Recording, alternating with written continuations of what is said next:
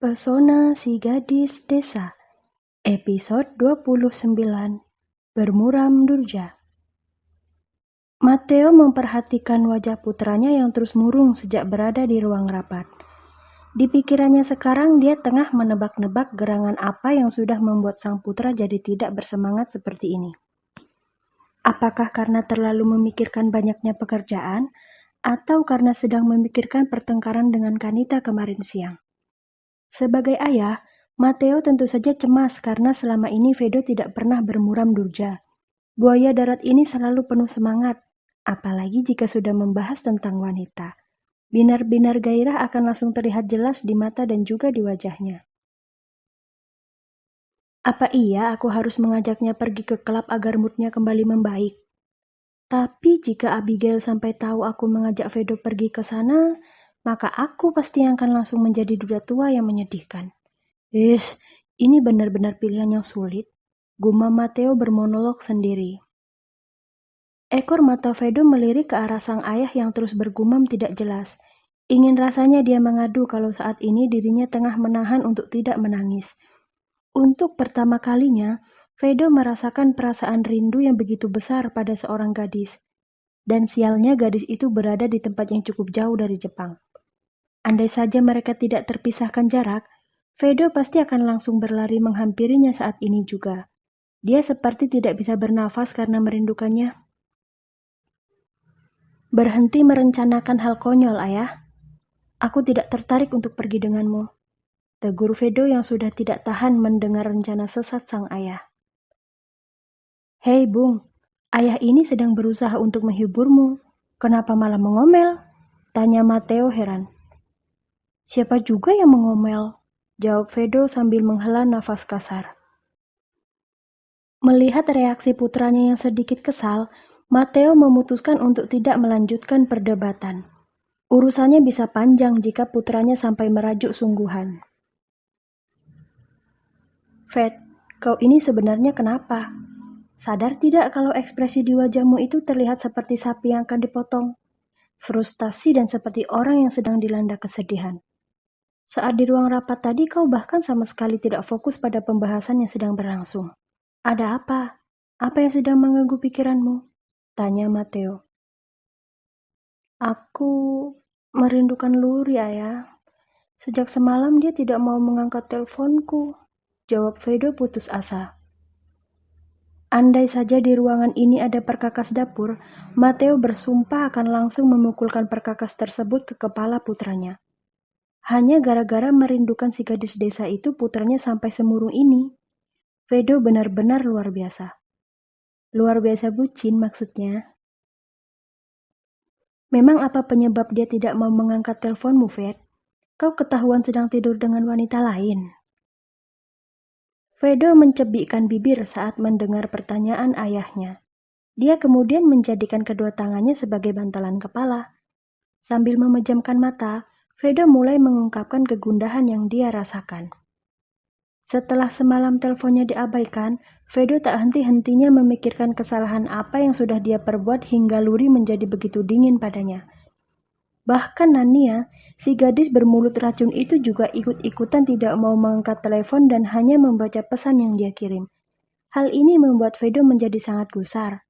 Ia sangat takut kalau Luri telah menjalin hubungan dengan Galang, teman sekelasnya yang pernah datang ke rumah. Pikiran-pikiran buruk ini kian menguat karena sampai sekarang Luri masih belum membalas pesan yang dia kirim. Tapi jangankan membalas, dibuka saja tidak. Membuat pikiran Vedo semakin gundah gulana. Ayah, dulu saat ayah mengejar cinta ibu, apa ayah memiliki saingan? Tanya Vedo. Dia mencoba berburu ilmu dari sang ayah. Jangan bilang kalau Luri sedang berhubungan dengan pria lain, Ved.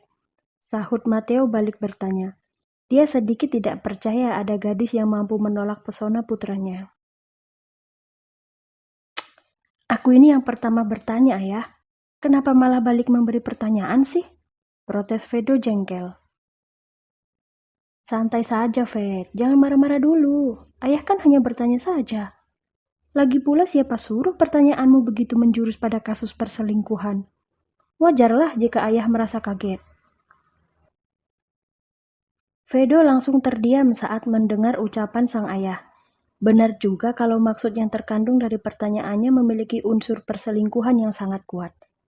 Saat Vedo sedang mengatur pertanyaan dengan kata yang lebih baik, ponsel di dalam sakunya bergetar. Cepat-cepat dia mengambilnya untuk melihat siapa yang menelpon. Sial, aku pikir Luri yang menghubungiku.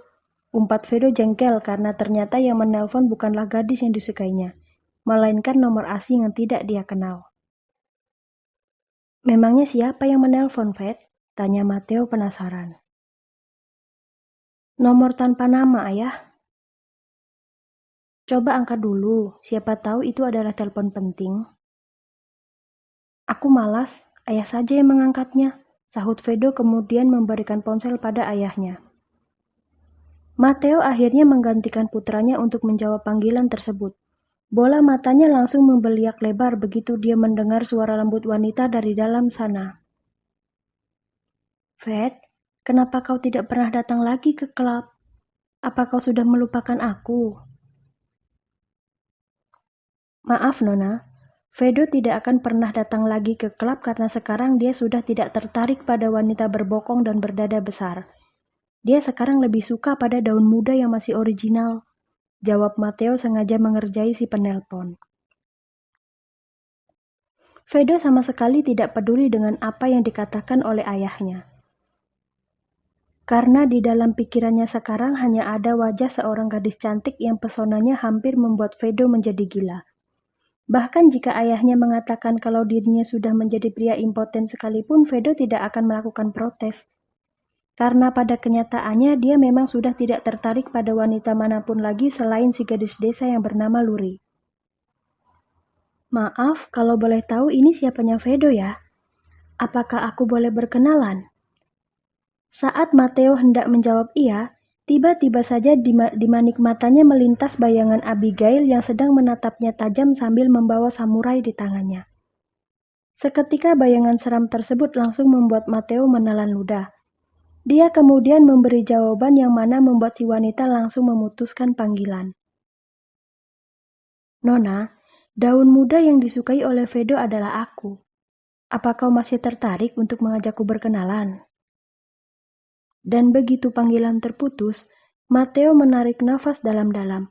Hampir saja dia melakukan kesalahan besar karena berkenalan dengan seorang wanita yang pastinya sudah pernah menjadi teman tidur putranya.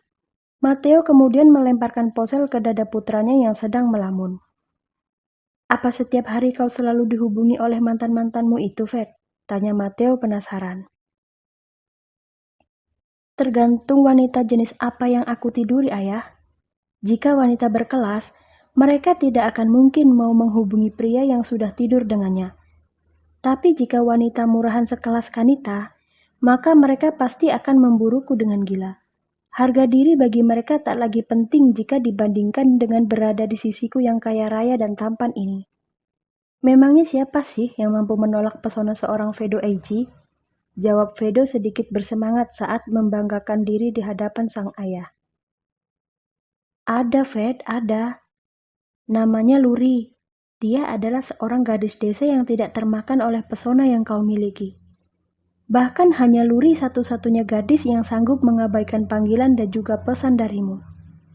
Jadi kau jangan coba-coba bersikap sombong di hadapan ayah ya. Ejek Matteo kemudian pergi keluar dari ruangan putranya dengan senyum penuh kemenangan. Sebenarnya pria posesif itu ayahku atau bukan sih? Tega-teganya dia mengejekku seperti itu.